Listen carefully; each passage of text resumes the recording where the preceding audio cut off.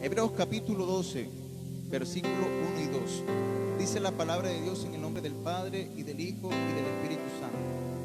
Por tanto nosotros también, teniendo en derredor nuestro tan grande nube de testigos, despojémonos de todo peso y del pecado que nos asedia, y corramos con paciencia la carrera que tenemos por delante, puesto los ojos en Jesús, el autor y consumador de la fe, el cual por el gozo puesto delante de él sufrió la cruz, menospreciando el oprobio, y se sentó a la diestra del trono del Señor. Hoy te pedimos, Dios mío, que sea tu palabra obrando en nuestras vidas, en nuestros corazones de una manera muy especial. Que ella nos exhorte, nos aliente, nos anime, Señor, y nos guíe a toda verdad en Cristo Jesús. Amén y amén. Hoy quiero compartir con ustedes una reflexión titulada Manteniendo la fe. Dígale a la persona que está al lado tuyo: mantén la fe en el Señor. Y sabe que me llama mucho la atención esta porción de la Biblia que acabamos de leer, porque es algo especial. El tópico dice: puesto los ojos en Jesús. En estos tiempos de dificultad, en estos tiempos que afrontamos, se hace necesario con mayor fuerza mantener nuestros ojos puestos en Cristo Jesús. Y si nosotros leemos el contexto de este capítulo, el autor de Hebreos, que se le atribuye al apóstol Pablo, viene hablando de una temática especial. Si vamos al capítulo anterior, el apóstol Pablo describe que es pues la fe, la certeza de aquello que se espera y la convicción de lo que no se ve. Y algo especial de recalcar de esta parte de la escritura es que el apóstol Pablo comienza a narrar una historia acerca de los grandes héroes de la Biblia, que hicieron remembranza a la fe, que hicieron remembranza al nombre de Dios, que mantuvieron allí sus creencias firmes, sus convicciones, a pesar de las dificultades. Y hay una parte espectacular porque el apóstol Pablo, desde que comienza a hablar en este capítulo, comienza a recontar cronológicamente la historia de los diferentes hombres de fe que se manifestaron en los tiempos antes de Jesús. Y parte de esos hombres de fe fue el caso de Abraham, el caso de Moisés, el caso de José, el caso de Rahab, entre otros. Y sabe que me llama mucho la atención porque hablando de estos hombres de fe, encontramos la historia del profeta Daniel. Y si miramos la historia del profeta Daniel, un hombre de mucha fe. La Biblia describe que Daniel junto con sus amigos fueron tomados por la fuerza de su tierra natal, que era Judá. Y dice la escritura que fueron introducidos en un nuevo territorio llamado Babilonia. Dice la escritura que en ese lugar llamado Babilonia, su fe fue puesta a prueba de muchas maneras. Y sabe que muchos críticos de la Biblia piensan que más o menos la edad a la cual Daniel entró en Babilonia era alrededor de los 17 años junto con sus amigos. Y Babilonia llegó a convertirse para ellos en un escenario totalmente desconocido, pero al mismo tiempo llamativo. ¿Sabe por qué? Porque era la ciudad de los deseos, la ciudad del placer y la ciudad de la idolatría. Sin duda alguna, Babilonia era la ciudad de moda en aquella época. Y es probable que cualquier joven fácilmente pudiera caer rendido ante lo que este imperio les ofrecía. Sin embargo, es de recalcar, y por la fe, por lo que describe el apóstol Pablo, y me llama la atención la historia del capítulo 3, cuando el rey Nabucodonosor habla de que construyó una gran imagen, una gran estatua de oro, y le reclamaba a toda su gente que le brindaran adoración, que se postraran delante de esta imagen. Pero antes de eso, la Biblia dice que Daniel y sus compañeros propusieron en su corazón agradar a Dios. Y sabe que es algo complicado. ¿Sabe por qué? Porque la Biblia dice que el rey que gobernaba Judá en los tiempos de Daniel había pecado contra Dios, se había apartado de los mandamientos del Señor, y como consecuencia Dios permitió que el pueblo de Judá cayera en cautiverio y esclavizado por Babilonia. Y sabe que como consecuencia del pecado de un rey, toda su gente llevó del bulto por lo que un hombre hizo. Daniel, a lo mejor desde su juventud, fue un hombre fiel a Dios, pero esto lo llevó a padecer esclavitud.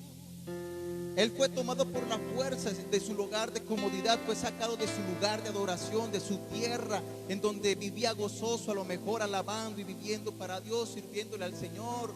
Pertenecía a lo mejor al linaje, porque de pronto pertenecía a la parte de los príncipes. En él había algo especial junto con sus amigos, pero fueron privados de su libertad, fueron privados de su tierra, fueron privados de sus costumbres normales y fueron llevados a una tierra en donde se les estaba inculcando comer otro tipo de comida, en donde se tenían que comportar de una manera distinta. Sus creencias eran totalmente distintas en ese lugar. Lo que la gente allí creía no compaginaba con sus principios. Y para rematar, dice la Biblia que él y sus compañeros fueron presentados ante el rey de los eunucos, y por eso se cree que Daniel fue castrado junto con sus amigos. Esto lo hacían en la antigüedad para poder dañar la dignidad, para poder doblegar el temperamento, para poder moldear el carácter de aquellas personas, para hacerlas dóciles y moldearlas tal como ellos quisieran. Y no conforme con esto, dice la Biblia que les cambiaron su tipo de comida, etcétera. Todo en Daniel fue cambiado. La situación se tornó bastante difícil y oscura, pero él decidió mantenerse fiel. Él decidió seguir creyendo, decidió mantener su fe, y Dios lo comenzó a respaldar en medio de ese lugar, no solamente a él, sino a sus amigos. Y en el capítulo 3 vemos cuando Nabucodonosor levanta una estatua de oro y los quiere obligar a que se postren, pero ellos una vez más, con valentía, dicen: no nos vamos a postrar ante tu imagen, no nos vamos a rendir ante lo que Babilonia ofrece. Sabe que Daniel en ese momento con sus amigos tuvo una maravillosa oportunidad y se identificó como un joven valiente, se identificó como perteneciente al pueblo de Dios e hizo valer sus principios en una tierra extraña. Esto trajo como consecuencia que el rey Nabucodonosor, usted ya sabe la historia, se enojó con él y lo mandó a sus amigos a que los echaran en un horno de fuego, el cual fue calentado 7 veces. Pero lo bonito de esta historia es que ellos dijeron: no importa que nos eches, oh rey, delante de ese horno de fuego, porque Dios puede librarnos, pero si no nos libra, aún así no nos vamos a postrar a tu imagen y seguiremos creyendo en nuestro Dios. Dice la Biblia que fueron lanzados a ese horno de fuego. Y dice la Biblia que en medio de ese horno de fuego, tiempo después, Nabucodonosor pudo ver que no habían 3 danzando en medio de las llamas, sino que veía un cuarto hombre que tenía la figura como hijo de los dioses, y era el ángel de Jehová que se apareció en medio de ellos.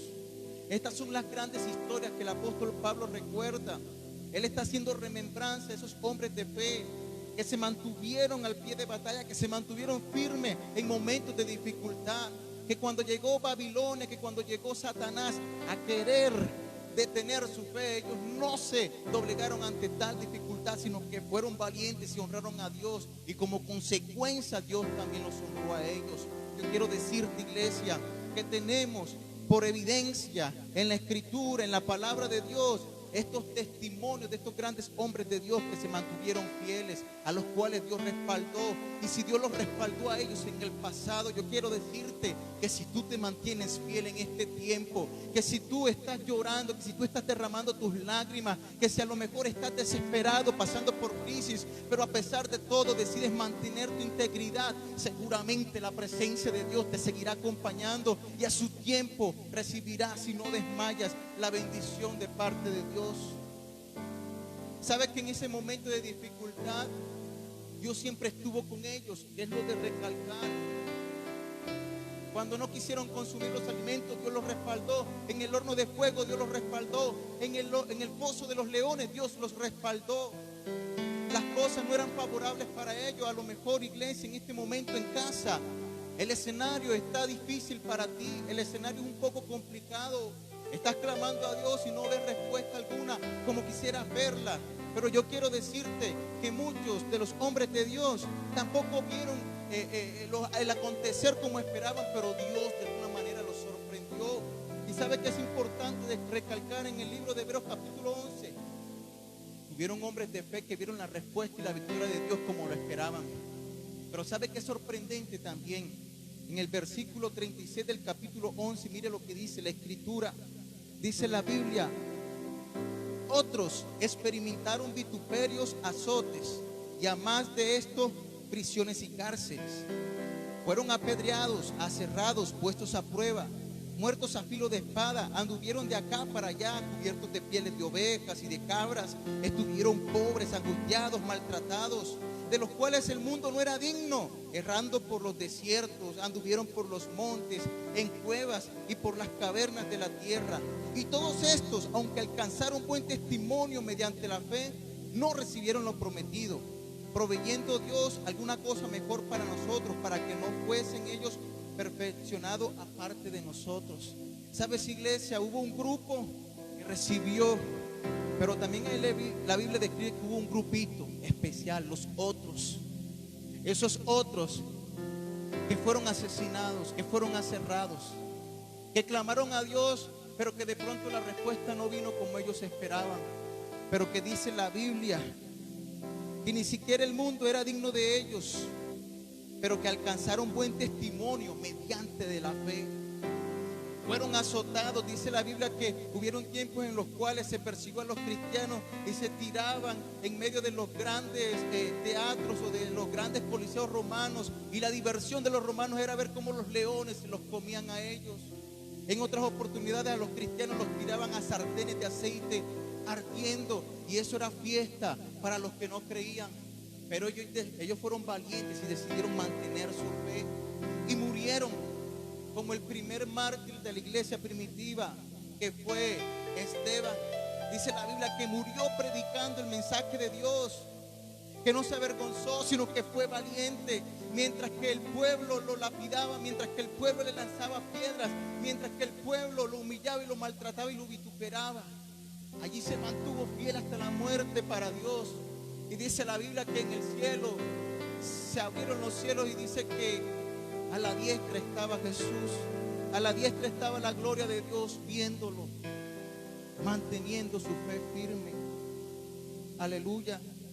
A lo mejor usted y yo no somos como esos grandes hombres de la Biblia, pero podremos llegar a ser como ese pequeño grupito de los otros, que podemos alcanzar grandes testimonios. Y ese es el llamado para ti en esta oportunidad, iglesia.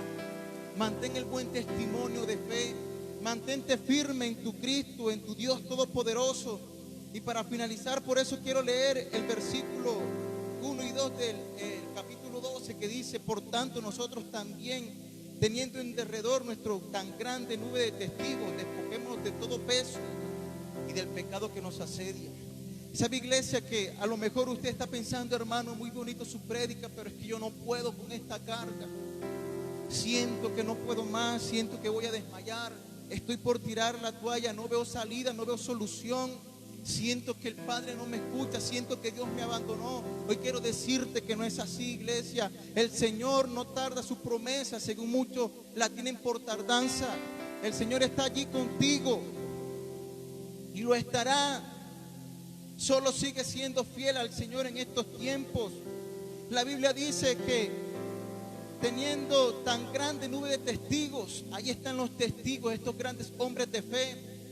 Cuando la Biblia habla de testigos, es que los tenemos a ellos que testificaron del poder y de la gloria de Dios. Y cuando habla de despojarnos de todo peso, iglesia, aquí la Biblia está hablando acerca de la carrera de esos hombres que fueron atletas en el Antiguo Testamento, de esos hombres que competían, que para poder ser más agilidosos mientras corrían, decidían colocarse en una dieta especial para quitar el peso de su cuerpo. Y cuando competían utilizaban una ropa que era especialmente ligera y poder correr con mayor facilidad.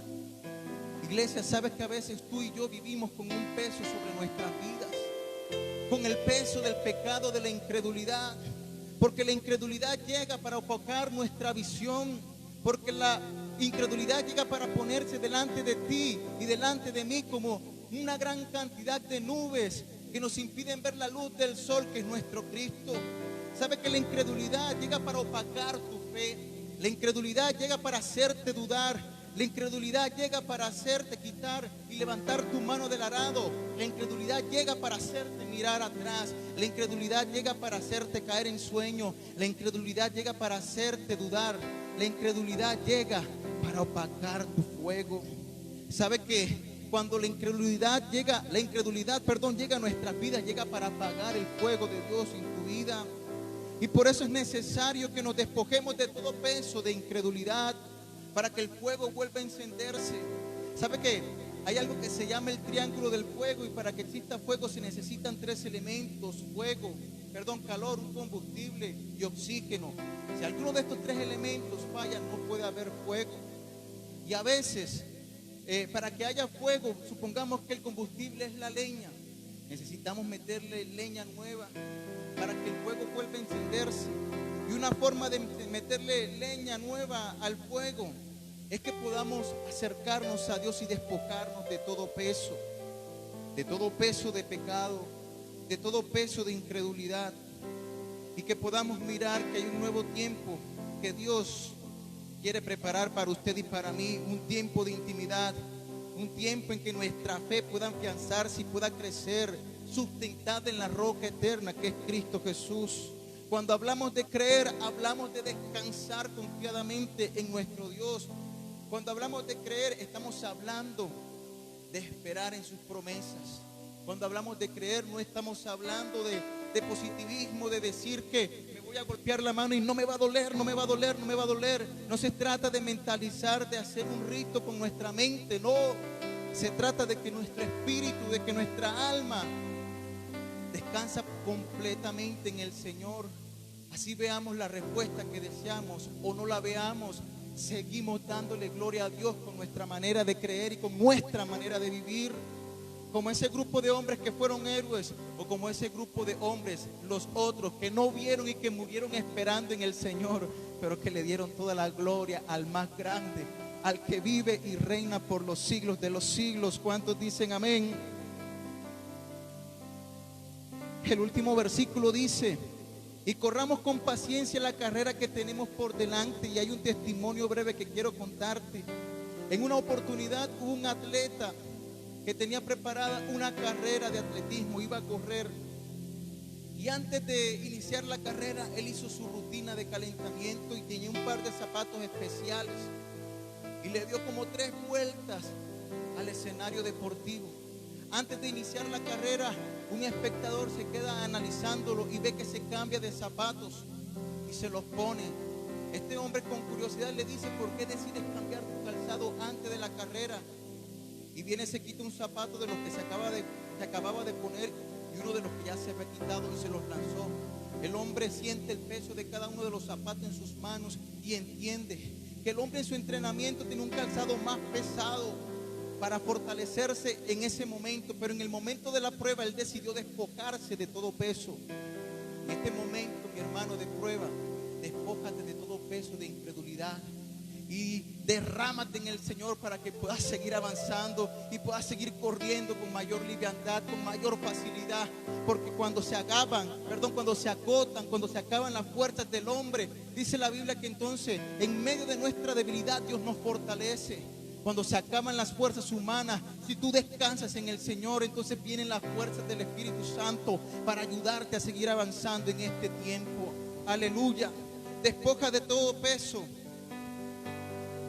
y sigue avanzando tomado de la mano de Dios.